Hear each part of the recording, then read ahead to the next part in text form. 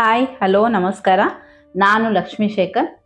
ನಾನು ಇವತ್ತು ನಿಮ್ಮೊಂದಿಗೆ ಎರಡು ಸಿಹಿಯಾದ ಮಾತುಗಳನ್ನು ಹಂಚ್ಕೋಬೇಕು ಅಂತ ಇಷ್ಟಪಟ್ಟಿದ್ದೀನಿ. ಇದು ನನ್ನ ಮತ್ತು ನನ್ನ ಮಗಳ ಬಾಂಧವ್ಯದ್ದು. ಇದು ನಾನು ಅವಳ ಹುಟ್ಟುಹಬ್ಬದ ಪ್ರಯುಕ್ತ ಅವಳಿಗೆ ನನ್ನ ಮನದಾಳದ ಮಾತನ್ನು ಈ ರೀತಿ ತಿಳಿಸ್ಬೇಕು ಅಂತ ಅಂದ್ಕೊಂಡಿದ್ದೆ. ಹಾಗಾಗಿ ಅದನ್ನು ನಿಮ್ಮ ಜೊತೆಗೂ ಹಂಚ್ಕೊಂಡು ಇದನ್ನು ಅವಳಿಗೆನ ಕೊಡ್ತಾ ಇದ್ದೀನಿ. Happy birthday to you Sonu. Priya Amit. ಇವಳು ಹುಟ್ಟಿದ ತಕ್ಷಣ ನಮಗೆಲ್ಲರಿಗೂ ಸಂತೋಷ. ಏನು ಅಂದರೆ ತುಂಬ ಮುದ್ದಾಗಿ ತುಂಬ ಚೆನ್ನಾಗಿದ್ಲು ನೋಡೋದಕ್ಕೆ. ಅದು ಭಾಳ ವರ್ಷದ ನಂತರ ನಮ್ಮ ಫ್ಯಾಮ್ಲಿನಲ್ಲಿ ಹೆಣ್ಮಗುವಾಗಿ ಬಂದಿದ್ದಕ್ಕೆ ನಮಗೆ ಇನ್ನಿಲ್ಲದ ಸಂತೋಷ ಎಲ್ಲರಿಗೂ. ಹಾಗಾಗಿ ಇವಳು ತುಂಬ ಎಲ್ಲರ ಜೊತೆ ಮುದ್ದಿನಿಂದ ಎಲ್ಲರ ಆಶೀರ್ವಾದ ಕೂಡ ಇವಳಿಗೆ ಕೊನೆ ಮಗು ಅಂತ ಹೇಳಿ ತುಂಬ ಮುದ್ದಿಂದ ಬೆಳೆದ್ಲು. ಹಾಗೆ ಆ ಮುದ್ದಿನಲ್ಲಿ ಒಂದು ನಗು, ಒಂದು ಕೋಪ, ಒಂದು ಮನಸ್ಸು ಯಾವಾಗ್ಲೂ. ಇವಳೇನಾದರೂ ಕೋಪ ಮಾಡ್ಕೊಂಡ್ಲು ಅಂದರೆ ಎಲ್ರಿಗೂ, ಅಣ್ಣ ಆಗಲಿ ಅವರಪ್ಪ ಆಗಲಿ ಎಲ್ಲರಿಗೂ ಒಂದು ಬೇಜಾರು. ಅವಳೇನಾದರೂ ಹತ್ಲು ಅಂದರೆ ಎಲ್ಲರೂ ಕಣ್ಣೀರು. ಹಂಗಾಗಿ ಅಷ್ಟು ಮುದ್ದಿನಿಂದ ಬೆಳೆದ್ಲು. ಎಲ್ಲ ದೇವರಲ್ಲೂ ನಾನು ಪ್ರಾರ್ಥನೆ ಮಾಡಿ ವರ ಪಡೆದಂಥ ಮಗು.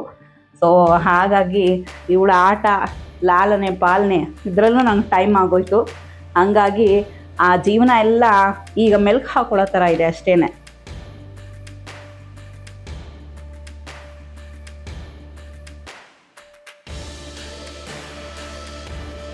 ಪ್ರಿಯಾ, ನಾನು ಅಂದ್ಕೊಂಡೇ ಇರಲಿಲ್ಲ ನಿನ್ಗೆ ಅಷ್ಟು ಬೇಗ ಕಂಕಣ ಬಲ ಕೂಡಿ ಬರುತ್ತೆ ಅಂತ.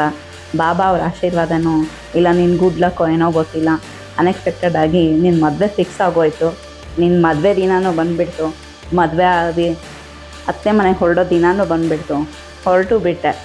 ಸೊ ನಂತರದಲ್ಲಿ ನೀನು ಭೇಟಿ ಮಾಡೋದು ಕಮ್ಮಿ ಆಗ್ಬಿಡ್ತು. ನಿನ್ನ ಕೋಪ, ನಿನ್ನ ನಗು ಎಲ್ಲ ಒಂದು ನೆನಪು ಅಷ್ಟೇ. ಈಗ ನೀನು ಎಷ್ಟು ಕೋಪ ಮಾಡ್ಕೊತಿದ್ದೆ ಅದೆಲ್ಲ ನಮಗೆ ನೆನಪು ಬಂದು ಭಾಳ ಒಂದೊಂದು ಸಲ ಬೇಜಾರಾಗುತ್ತೆ, ಒಂದೊಂದು ಸಲ ಖುಷಿ ಆಗುತ್ತೆ. ಇನ್ನು ಮುಂದೆ ನೀನು ಖುಷಿಯಾಗಿರಲಿ ಅನ್ನೋದೇ ನಮ್ಮ ಆಸೆ. ಹಾಗಾಗಿ ನಿನಗೆ ಹುಟ್ಟುಹಬ್ಬದ ಶುಭಾಶಯಗಳು ಕಂದ. ಯಾವಾಗಲೂ ಸಂತೋಷವಾಗಿರು, ಯಾವಾಗಲೂ ನಗ್ನಾಗ್ತಾ ಇರು. ಇದು ನನ್ನ ಮನದಾಳದ ಮಾತು. ನೀನು ಎದುರುಗಿದ್ದಾಗ ನನಗೆ ಇಷ್ಟೊಂದೆಲ್ಲ ಹೇಳೋಕ್ಕಾಗಲ್ಲ, ಯಾಕೆಂದರೆ ಎಮೋಷನ್ಸು ಬೇಗ ಇದಾಗ್ಬಿಡತ್ತೆ.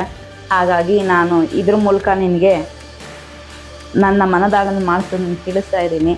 Once again happy birthday Sonu. Priya ಅಮ್ಮಿ.